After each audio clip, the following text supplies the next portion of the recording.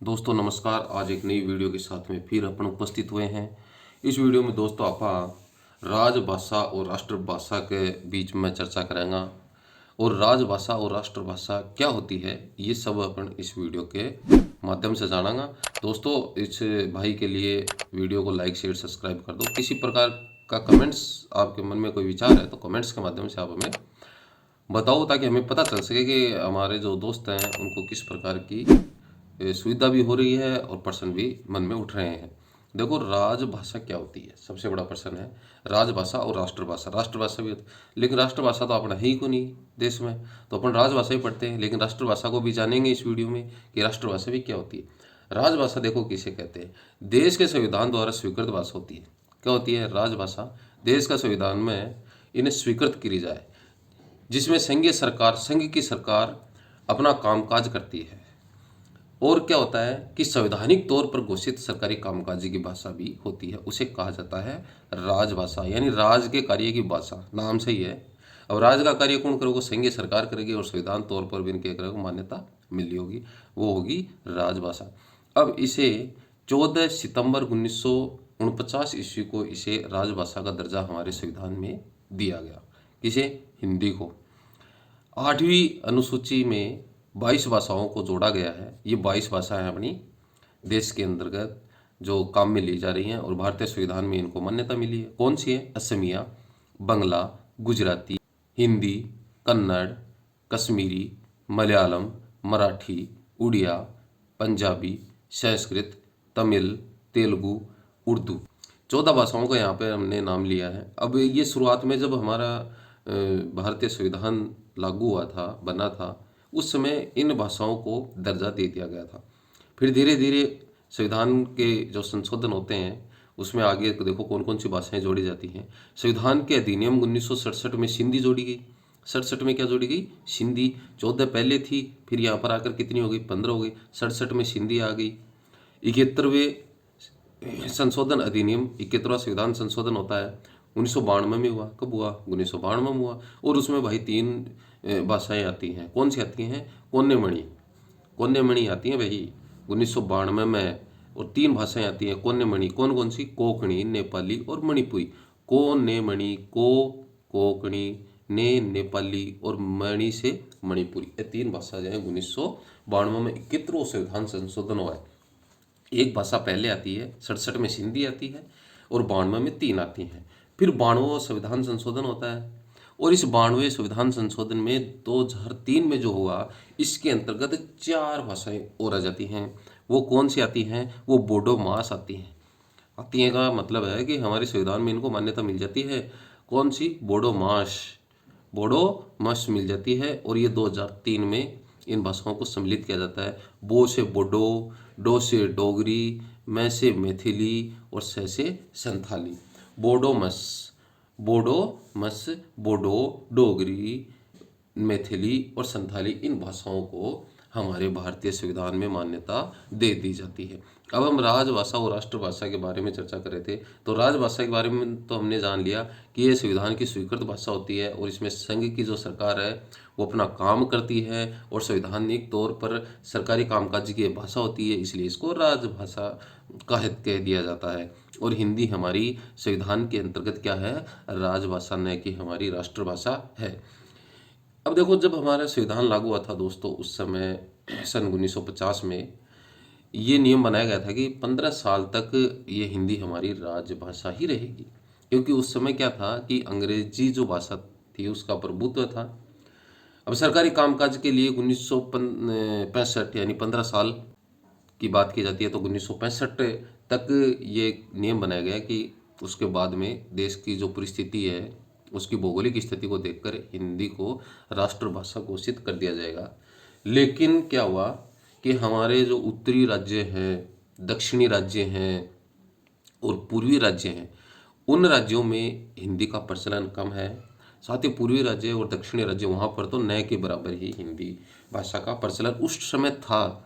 तो इन राज्यों ने विशेष रूप से इसका विरोध किया 1965 में। जब आते आते हिंदी को जब राष्ट्र भाषा घोषित किए जाने की बात आ गई कि भाई अगर आप हिंदी को राष्ट्रभाषा घोषित कर दोगे तो हम भौगोलिक रूप से भारत देश से पिछड़ जाएंगे। सबसे बड़ी समस्या ये आ गई थी।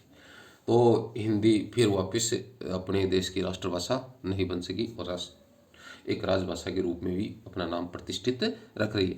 और जो राजभाषा की बात हमने की, राष्ट्रभाषा में देखो क्या होना चाहिए, यही राष्ट्रभाषा में बहुसंख्यक लोगों द्वारा बोली जाने वाली जो होनी चाहिए, बहुत से ज़्यादा लोग इसको बोले, उच्च कोटि का साहित्य इसमें रचा हुआ हो, शब्द भंडार विस्तृत और समृद्ध हो, व्यापक इसका क्षेत्र हो, लिपि भी सुस्पष्ट और वैज्ञानिक हो, राष्ट्रीय संस्कृति और का में अपना प्रतिनिधित्व रखती हो और राष्ट्रीय एकता में सहायक हो, तब उसको एक क्या कहा जाएगा, राष्ट्रभाषा का नाम दिया जाएगा। अब देखिए, ये हमने इस भाषाओं के बारे में जाना जो 8वीं अनुसूची में सम्मिलित की गई हैं। हिंदी भाषा के सुधार के लिए जो संस्थाएं थी उनके कब कब स्थापना होती है उसके ऊपर भी नज़र डालते हैं। नागरिक प्रचारिणी सभा काशी की स्थापना 1893 ईस्वी में हुई।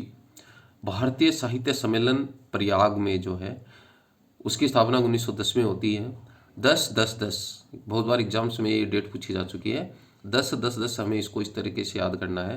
प्रयाग में हिंदी साहित्य सम्मेलन होता है और 10 अक्टूबर 1910, इसका मतलब यह है 10 अक्टूबर 1910, 10-10-10 दक्षिण भारत हिंदी प्रचार सभा मद्रास 1918 में इसकी स्थापना हुई। राष्ट्रभाषा प्रचार समिति वर्धा में आयोजित है, यह 1936 में हुआ।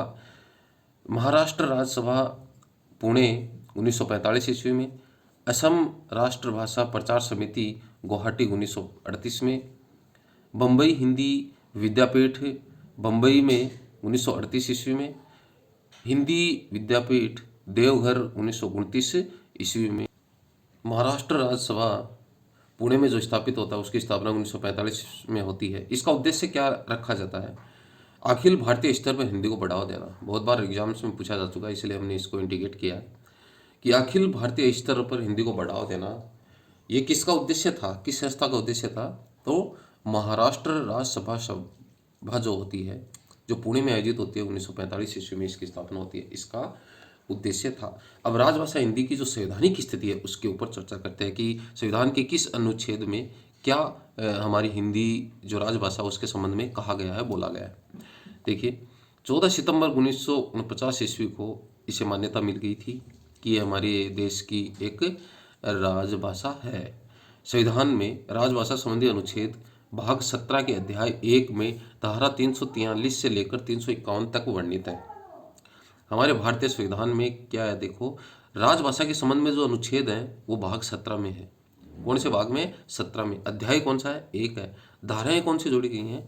343 से लेकर 351 तक धाराएं जोड़ी गई है। यानी इन जो अनुच्छेद है 343 से लेकर 351 तक के जो अनुच्छेद है वो हमारे हिंदी भाषा राजभाषा जो हिंदी है इसको इंगित करते हैं। देखो, अनुच्छेद 343 क्या कहता है? अनुच्छेद 343 में कहा गया है दोस्तों कि संघ की राजभाषा हिंदी होगी और लिपि क्या होगी? देवनागरी। ये घोषित किया गया पहले ही अनुच्छेद में। 343 से 351 तक की चर्चा करें, पहले अनुच्छेद में कहा गया है कि संघ की राजभाषा हिंदी होगी, लिपि देवनागरी है। 44 में क्या कहा गया? कौन से 44 में? 344 में। 343 से बात कर रहे हैं ना, 344 में। राष्ट्रपति द्वारा राजभाषा आयोग और समिति का गठन कौन करेगा भाई? राष्ट्रपति करेगा। क्या करेगा? राजभाषा आयोग का गठन करेगा, समिति का गठन करेगा। 344 में कह दिया। 43 में तो मान्यता दे दी कि राजभाषा हिंदी रहेगी, लिपि देवनागरी रहेगी। 44 में कहा गया कि भाई ये इसके संबंध में जो आयोग गठित होंगे, समिति गठित होगी, वो राष्ट्रपति के द्वारा गठित होंगे, उनका गठन राष्ट्रपति करेगा। तो 44 में कहा गया। दोस्तों, वीडियो दोस्तों ज़रूर आपको पसंद आ रही होगी। प्लीज़ वीडियो को लाइक करें, कमेंट्स करें कि आपको कैसा लग रहा है। अब 345 में देखो क्या कहा गया। 345 से 347 तक प्रादेशिक भाषाएं संबंधी प्रावधान इसमें दिए गए हैं कि प्रदेश की जो भाषाएं हैं उसके संबंध में प्रावधान है 345 से 347 तक। अब 348 में क्या कहा गया? उच्चतम न्यायालय, उच्च न्यायालयों, संसद और विधान मंडलों में प्रस्तुत विधेयकों की जो भाषा होगी वो हिंदी होगी। ये कहा गया 348 में। क्या कहा गया? उच्चतम न्यायालय है और उच्च न्यायालय है, उनके अधीनस्थ जो आते हैं, संसद आते हैं, विधान मंडल आते हैं, इनमें जो प्रयुक्त की जाने वाली भाषा है वो हिंदी रहेगी। 48 में बोला गया है। कौन से 48 में? 348 में। 349 में क्या कहा गया है दोस्तों? भारत से संबंधित विधियां अधिनियमित करने की प्रक्रिया है। कि 349 में क्या कहा गया? भाषा से संबंधित विधियां अधिनियमित करने की प्रक्रिया रहेगी। 350 में क्या है? जन साधारण की शिकायतें दूर करने के लिए आवेदन में प्रयुक्त की जाने वाली भाषा। ये हमारी जो समस्याएं हैं उन समस्याओं के लिए अगर हम आवेदन करते हैं तो हिंदी भाषा रहेगी। ये 350 में कहा गया। मातृभाषा के लिए शिक्षा सुविधाएं उपलब्ध होंगी। 350 में कहा गया। भाषाई अल्पसंख्यकों के बारे में दिशा निर्देश भी 350 में ही दिए गए हैं। 351 में क्या कहा है? हिंदी के प्रचार और विकास के लिए सरकार के कर्तव्य और दायित्व क्या होने चाहिए? ये वही लास्ट में सरकार को दायित्व भी दे दिया कि आप हिंदी के लिए क्या अपना दायित्व रखते हैं, क्या कर्तव्य रखते हैं। ये लास्ट वाले अनुच्छेद 351 जो हिंदी भाषा को इंगित करते हैं, हिंदी भाषा के बारे में बताते हैं, 343 से 351, तो ये इसमें कह दिया। दोस्तों आपको वीडियो ज़रूर पसंद आई होगी। वीडियो को इस दोस्त के लिए लाइक शेयर सब्सक्राइब करो, कमेंट्स भी करो ताकि हमें एक मोटिवेशन मिल सके और हमें पता चल सके कि दोस्तों को हमारी वीडियो कैसी लग रही है।